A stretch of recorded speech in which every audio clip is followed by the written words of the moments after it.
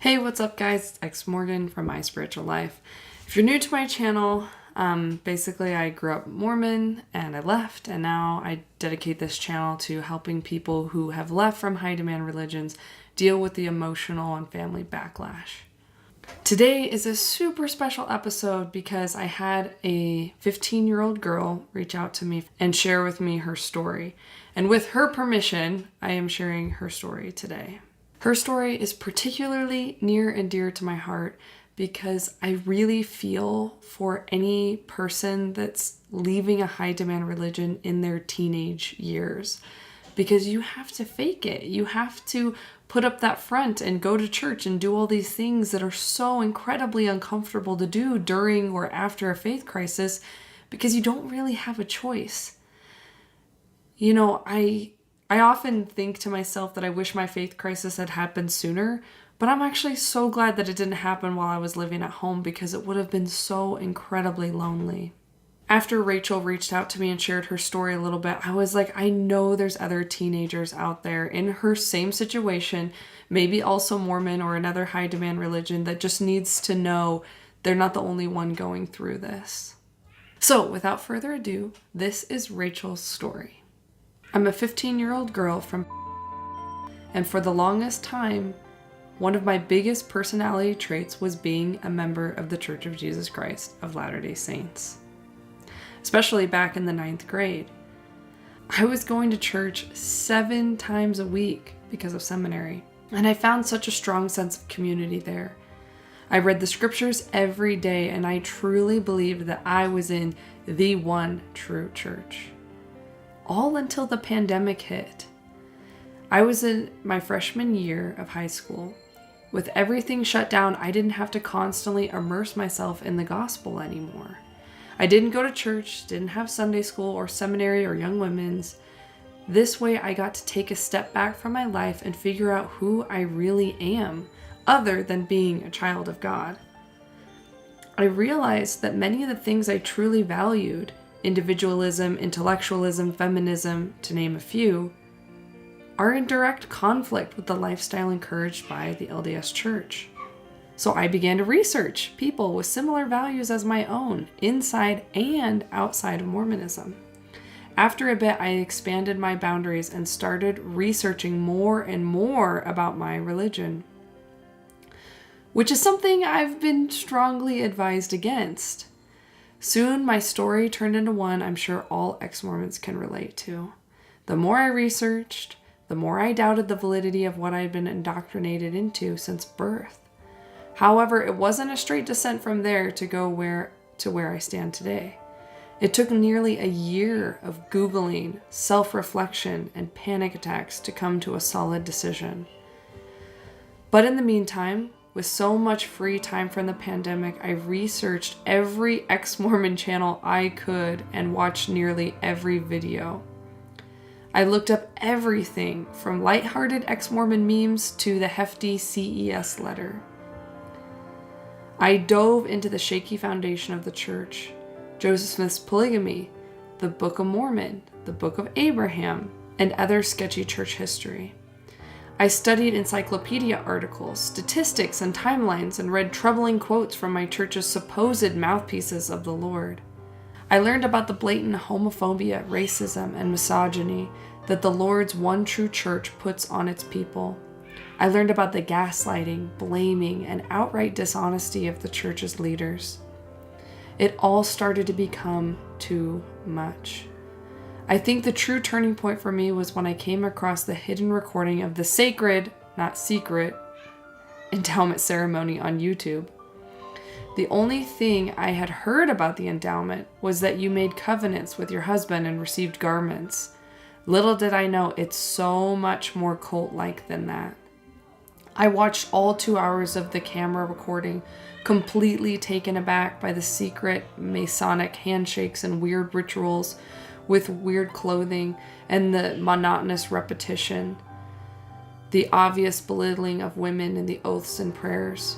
What I hated the most was the fact that they will not tell you what you're getting into until you're trapped. I realized that if I stayed a faithful Mormon, this was my future.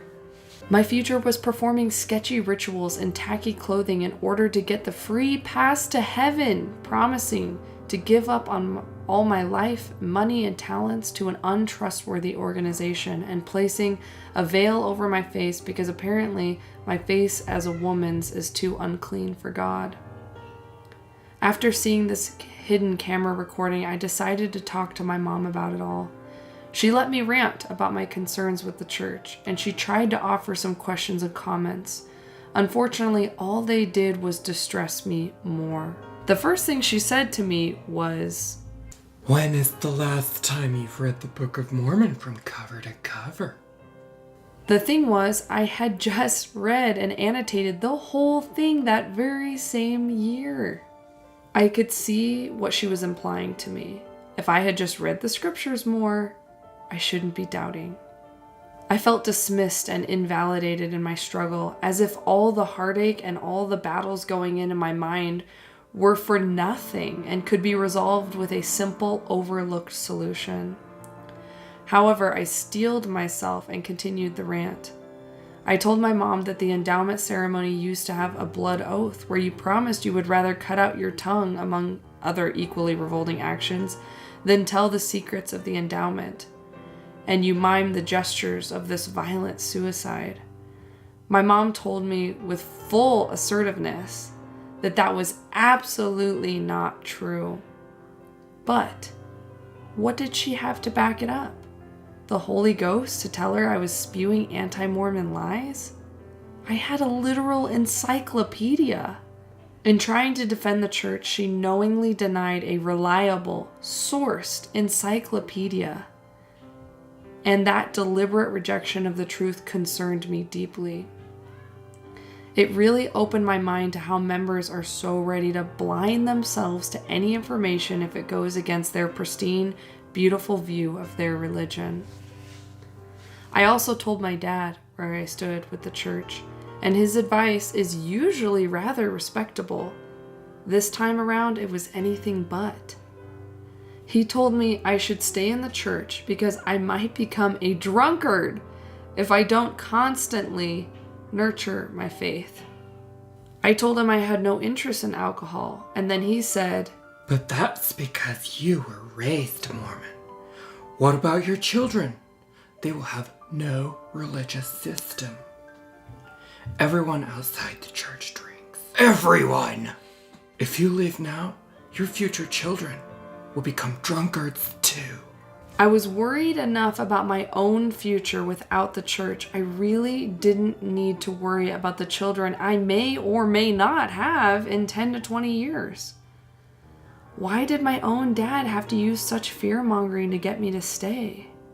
The thing is, I was already terrified of leaving the church. First of all, I've always had a strange fear of the judgment of my future and past selves, and I was incredibly worried that they would both despise my current self for doubting the church. On top of that, anxiety. My parents have instilled in me the belief that there's absolutely no real happiness outside the Church of Jesus Christ of Latter-day Saints. And then, of course, I'm faced with those doomsaying Bible verses about the misery of the wicked on Judgment Day.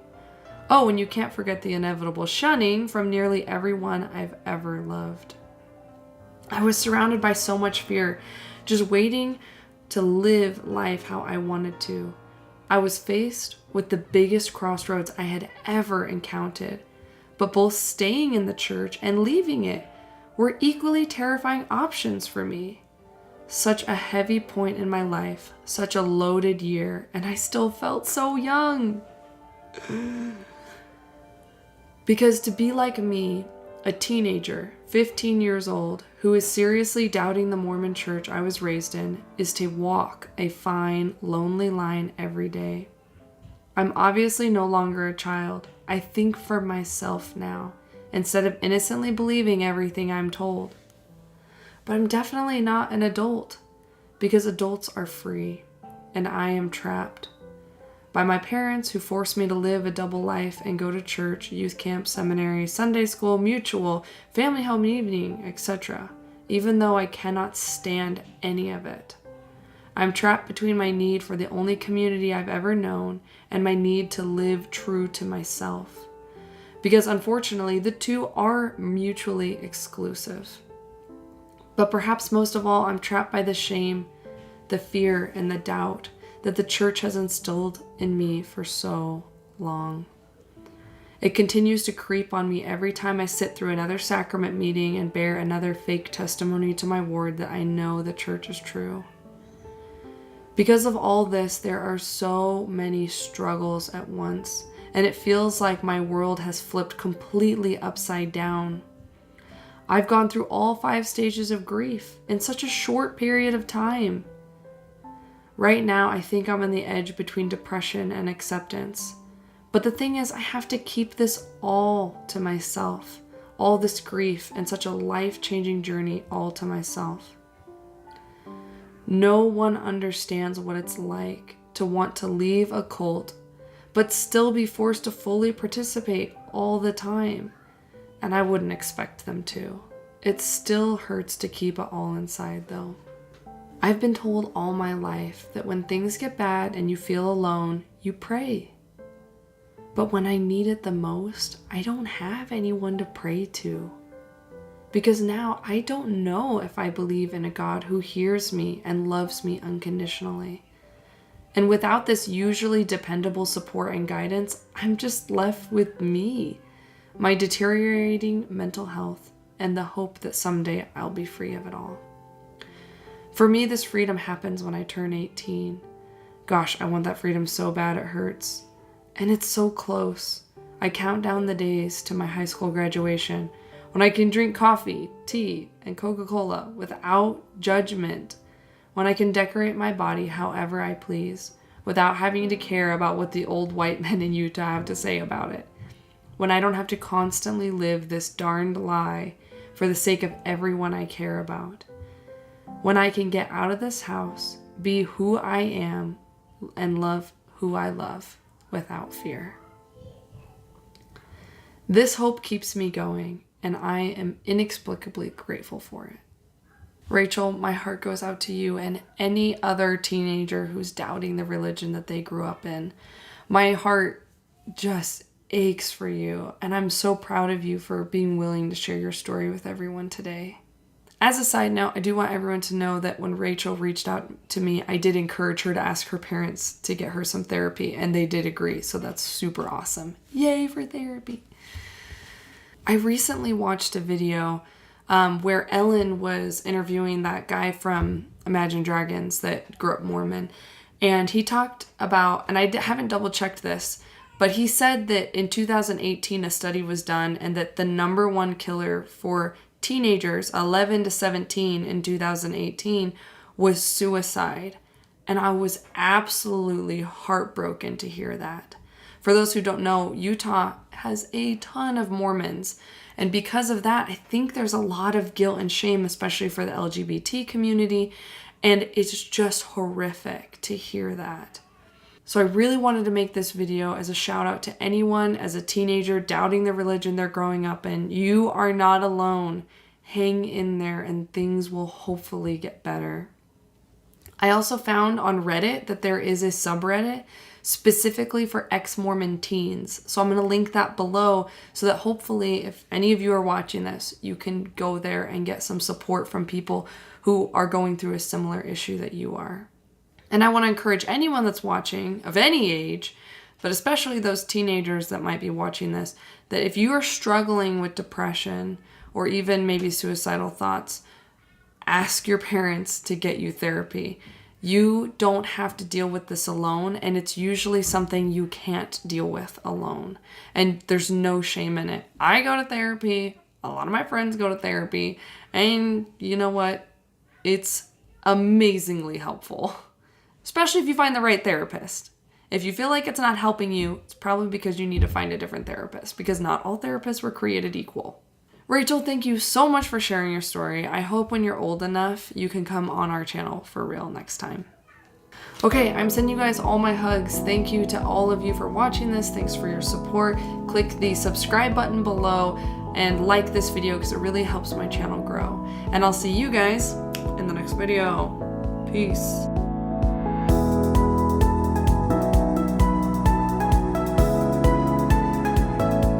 If you leave now, your future children will become drunkards too. Is your father British or something? Or you're gonna become drunkards? Gonna go out on the weekends and get as a fart, eh? Rachel, I just want you to know that I, as well as Jesus, am disappointed in you. Although, I can't be quite as disappointed as him because, well, I wasn't nailed to a cross for your sins. And maybe you just take that for granted and, don't worry about the fact that God himself came to earth and suffered for you, but I for one take it very seriously. Anyway, have fun becoming a drunkard, mate.